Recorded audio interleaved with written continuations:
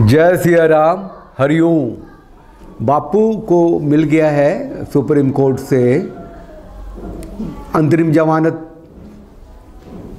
31 मार्च तक के लिए, लेकिन उनको वो मतलब कि हाई कोर्ट से भी वो परमिशन लेनी पड़ेगी, मिल जाएगा वहाँ से भी। तो SOS है, सस्पेंशन ऑफ सेंटेंस की सुनवाई है हाई कोर्ट में भी। उसमें क्या है कि मेडिकल ग्राउंड पे ही वो लोग सुनवाई करेंगे। वकील शायद बदलने के मूड में थे, तो मैंने ट्विटर पे देखा बम बम ठाकुर जी को इनकलाब मचाए हुए, हल्ला मचाए हुए भैया। अभी देवदत्त कामत साहब ने बहस की है और वो कुछ सालों से लगे हुए हैं बापू के केस में, तो वकील बदलने की क्या ज़रूरत थी। खैर जो कुछ भी हुआ हो, वो फिर पता चला कि देवदत्त कामत साहब ही हैं और कोर्ट में वो लोग गए भी थे। वो 2-3 दिन बाद शायद डेट मिली है, सुना ही नहीं चीफ जस्टिस ने, बोला कि 12 बजे के बाद शायद लोग गए थे। अभी मैं ये कहने के लिए आया हूँ कि मैं पढ़ रहा हूँ कि जो बहुत ज़रूरी चीज़ें हैं और बहुत आम लोगों को पता ही नहीं है। ये बापू का जो केस है वो 2 केस है ना, 2 केस में उनको सज़ा मिली हुई है ना, तो दोनों केस का डिटेल बताने के मूड में हूँ मैं। आज थोड़ी सी भूमिका बांध देता हूँ, बस इंतज़ार है मुझे SOS में सुनवाई का, वहाँ क्या होता है, फिर सब कुछ डिटेल यहाँ बताने लगूँगा। बात इतनी सी है कि एक केस तो वही है, आप सबको पता है कि वो लड़की छिंदवाड़ा में पढ़ने वाली वो लड़की, वो उत्तर प्रदेश के गांव की, वो दिल्ली में FIR रात के 2 बजे, पता है। और उसमें गंगाराम हॉस्पिटल में मेडिकल भी जांच हुई थी, तो दुष्कर्म बलात्कार जैसी कोई घटना तो थी नहीं, आप सब जानते हैं। तो फिर है कि वो गलत तरीके से सेक्सुअल असॉल्ट का केस बना था, उसने छू दिया, लड़की की उम्र 18 साल से कम की थी, तो एक केस था, ये सब आप लोगों को पता है। दूसरा केस जो है वो जो है मतलब आप अपनी दीवार में सर मार लें तो सर फूट जाएगा, ख़त्म हो जाएंगे, जवाब नहीं मिलेगा कि क्या ऐसा भी केस हो सकता है।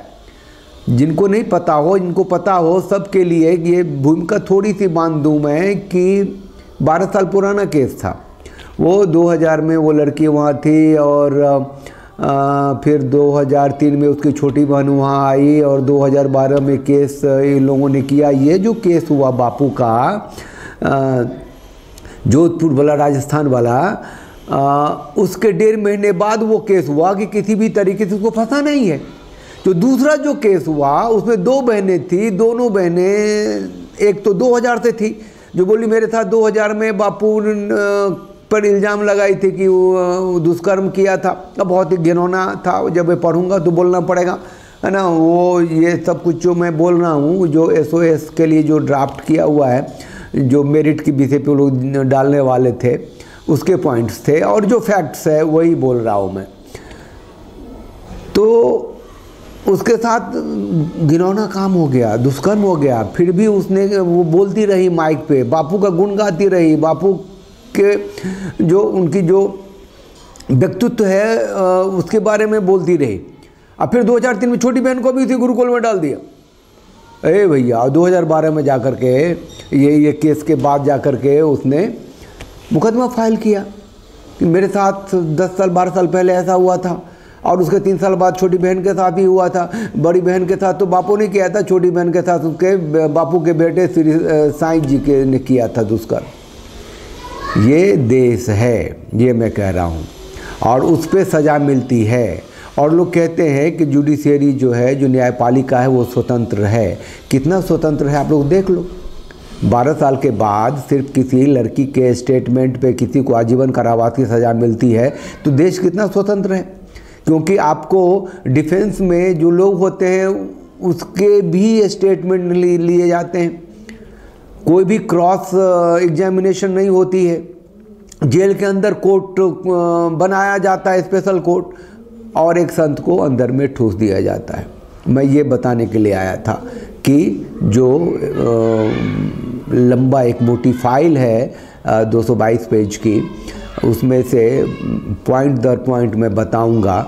ये मैंने ये इसीलिए भी ये थोड़ा बहुत आप लोगों को सुना दिया। 2 केस थे, एक केस में हो सकता था बापू को कुछ होता ही नहीं, है ना, क्योंकि वो केस तो दुष्कर्म का था नहीं, वो सेक्सुअल असॉल्ट का था। उन्होंने गलत तरीके से छू दिया था, लड़की की उम्र 18 साल से कम थी, तो लगा कि इस केस में अगर बापू छूट गए तो हैं, उनको गिरफ्तार उफ्तार किया, भाग भूग के उनको अंदर में डाला और दूसरा केस डलवा दिया, वही 2 बहनों वाला कि 12 साल पहले बापू ने ऐसा किया था।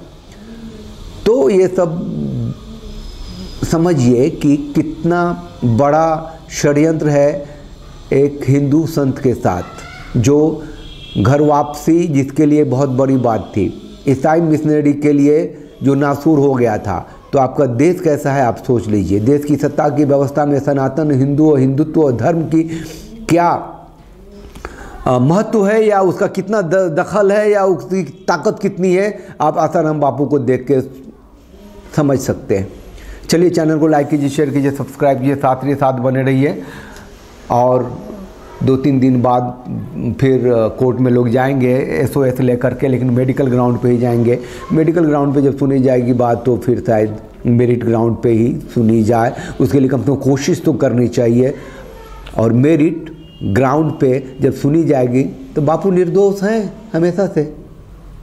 अगर सुनने ही लग जाए तो समझिए कि बापू पर से कलंक खत्म। चलिए, जय सिया राम, हरिओम। शिव जी से शिव है वो मैं ही हूँ। सब मंगलों का मंगल जिससे होता है वो मेरे आत्मदेव, मेरा अपना आपा है। वो खाली वाणी का उपदेश नहीं, अनुभूति करा दी सतगुरु ने।